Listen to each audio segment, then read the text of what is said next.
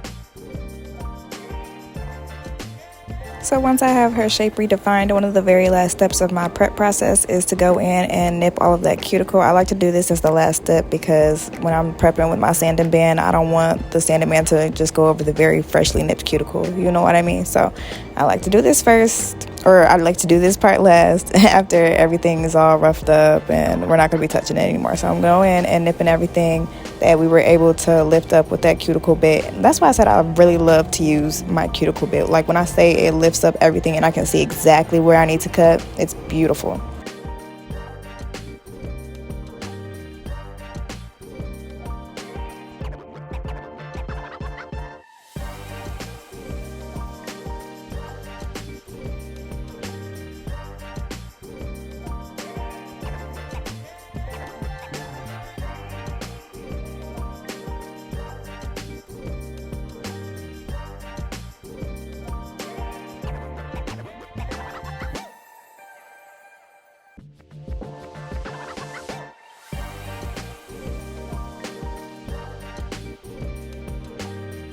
So at this point, her nails are completely prepped for application. I'm going to take my Mia Secret Nail Prep Dehydrator and I'm just going to go over that once to really dehydrate those nails. And then after that, I'm going to take my Young Nails Protein Bond. I'm going to do one pass of that, do the other hand, nip the cuticles. And then when I come back to this hand, I'm going to do a second coat of the Protein Bond and then start application.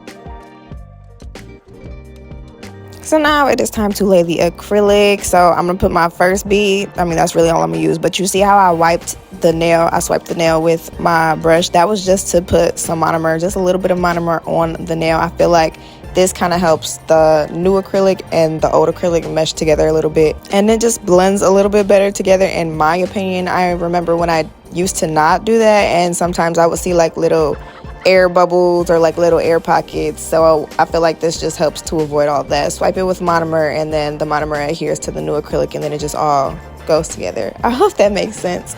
But yeah, y'all, like I said, this is in real time. It does not take long to do a fill, as long as it's like they haven't been rough on their hands and they took care of their nails and did what they were supposed to, and it hasn't been too long. Honestly, a fill should not be hard. To lay the acrylic from start to finish takes me maybe 10 minutes on both hands. Like, it's just placing one bead for the most part, and then you just move on to the next nail. Like, y'all, I low-key love doing fills. I used to hate doing fills. I don't know why, but after I got used to them, it's easy, and it takes no time at all. It's mostly just the design process, because people are like, oh, I want Batman on their nails or something. I'm like, girl, I am not Picasso. But the whole time, y'all, I really am Picasso. I can't lie. I've been doing my thing, doing my big one. I've been in my nail art bag, of course, but I do want to get back to acrylic designs. I used to love acrylic designs. I think once I moved back to Michigan was when I really started to do more nail art. I think when I lived in Dallas, I was doing a lot more acrylic art. I don't know why, but that's just something that I noticed. And also in Dallas, I feel like a lot of people don't usually get fills. That's probably why a lot of people get acrylic art. They won't get fills. They'll get like a full set every time. And then a lot of people, they like to just chair hop. Like, you can find a few loyal clients for sure. Also, hold on, let me just take a minute to shout out every single person that was my client in Dallas and has came to Detroit to see me. I appreciate y'all a million times over. Like, every time I have a client sit in my chair and they're like, oh, you did my nails when you were in Texas, blah, blah. Like, that just makes my heart so happy. So shout out to all my clients that have followed me state to state or salon to salon or wherever. I genuinely appreciate y'all. Yeah, but like I said, I was doing a lot more acrylic art in Dallas versus now. But I want to get back to doing acrylic art. I love both. I love that being here has strengthened my nail art abilities, because baby, I could not draw. I personally don't think I can draw still, but people always tell me I can draw. And I feel like I'm just a perfectionist, so I'll probably be doubting myself anyway. We all do it. It's okay.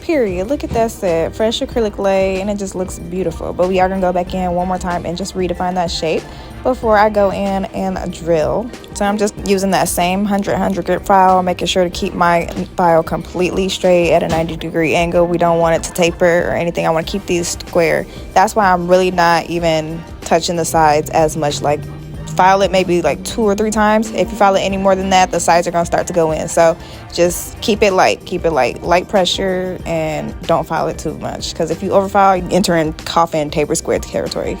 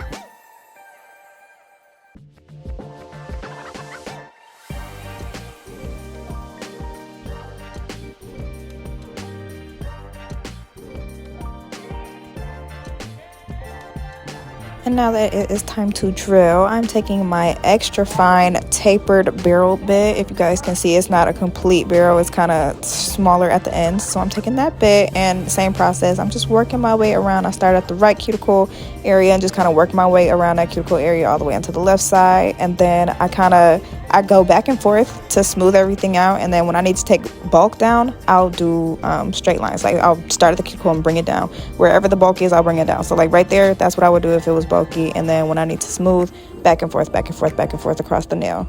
And I noticed while I was editing this video that I moved I'll move the finger to the right a little bit. And I know it looks crazy, but I'm looking at the angle. I'm looking at the nail from all angles, I should say. So I'm just like there. So I'm making sure that it looks smooth from all angles. If I see any lumps and bumps, I'm going to go ahead and get that. So once again, starting in that right corner, just working my way around the complete cuticle area all the way to the left side. And then any bulk that I need to take down, I'm doing straight lines and then a smooth out, back and forth, back and forth.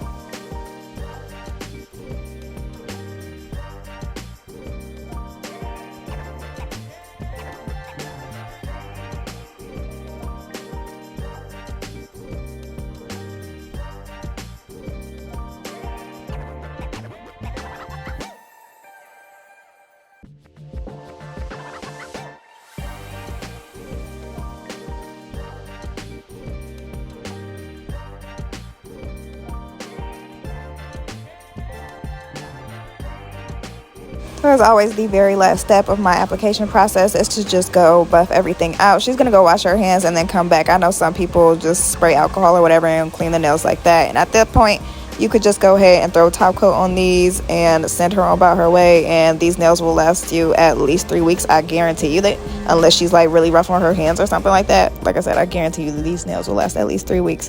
But we are not going to do that. We're actually going to do a design. So I'm using this purple. What is this? This is Lollie 738. Look at me being at work while I'm trying to do my voiceover, and I actually have all my products in front of me, so I know what I need to say. So this is Lollie 738 by D&D, and then I'm just using this color as my base color. We're going to put chrome over this, so this base color really didn't even matter. And actually, I would probably recommend mixing, when you're using chrome, mixing whatever polish you're using with just a little bit of like top coat, just because it's going to give it that really like chromy mirror finish versus the polish. That was something I noticed very recently. I say this in all of my videos, but y'all, I'm still learning. I feel like every time you do nails, you learn something, or every time you just encounter a new problem or a new challenge, you just find a different way to solve it. I really love my job. I say this all the time, but I really do.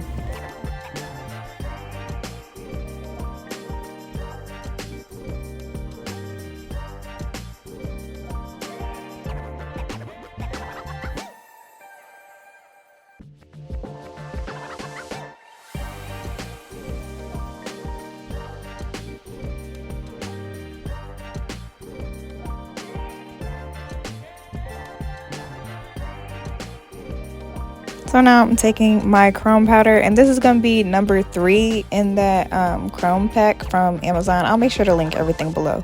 But yeah, so this is number 3. It's kind of like a holographic purple. I thought it was just purple, and then I put it on and I was like, oh, I really like that. So we did some purple, and then we're gonna do like a line dot dot. What I like to do, what I just did, I wiped almost all the polish off my brush, and then I just kind of put it over the nail a little bit, and then I was able to chrome it. So that's how I got this little look, whatever. And then I'm using, this is Blooming Gel, and I'm about to put just a few little white spots in random places. When you're doing, well, I'll call it line dot dot. It's probably like, what's called Y2K nails, 90s nails, 2000s nails, whatever you call this. I like to just make it abstract, so I'll do like different shapes or patterns in the back, and then my lines and my dots in different colors, and just call it a day. And then for her ring finger, we're just gonna do a 3D flower, so I went ahead and just put a little rhinestone. I got this new 3D art brush. I love it so much, y'all. I got it from the nail supply, so I can't link this one down below, but I'm sure you could find something similar. I love this brush so much, and I've been doing a lot of 3D flowers, y'all. I do already have a 3D flower tutorial. I don't know if anybody wants one. If y'all want one, let me know, or just go watch the one I already have up. I don't know. But yeah, I've been doing so many 3D flowers, and I love that for me. Like, it just gives spring. It gives like real classy, like real dainty lady, like all that. And I love that. And then I'm just taking this black. This is the black that came with that chrome kit. So I'm taking that, and then I'm just putting a few little lines and dots just to make it stand out a little bit. And then we're just gonna go in and top coat all of this. I'm using my D&D 900 top coat. Y'all, I used to like this, and I used to talk about it all the time. They changed the formula. I don't know what this is, but it doesn't have the same result. I was gonna tell y'all to go get it. Don't. I mean, if you like it, whatever. But this is giving like the same, like it's the same consistency as the Koopa. I always hear good things about the Koopa. It's too thin for me. Like, I liked the old D&D 900. I don't know if I just ordered it from the wrong place. I got a bad batch. I don't know what the issue is, but this is way too thin for me. But regardless, I'm still gonna go through with my cleanup brush and just clean up any of that top coat I've gotten on the sides. And then that's pretty much it, y'all. This is the end of the video. Thank you so much for watching. Don't forget to like and subscribe for me, and let me know what videos you guys want to see next. See you next one. Bye.